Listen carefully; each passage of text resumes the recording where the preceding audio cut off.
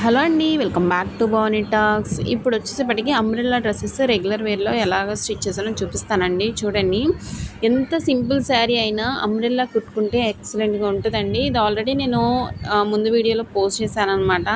So ఎవరైనా చూడకపోతే ఒకసారి పేజ్లోకి వెళ్ళి చెక్ చేయండి.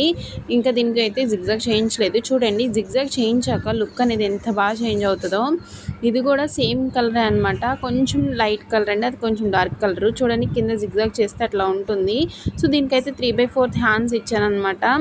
అండ్ అలాగే ఇంకొకటి వచ్చేసేపటికి ఇది ఇంకా బాగుందండి, కలర్ కాంబినేషన్ బాగుంది కదా యాక్చువల్లీ. అండ్ క్వాలిటీ కూడా చాలా బాగుంది, స్మూత్గా ఉందన్నమాట క్లాత్ శారీ.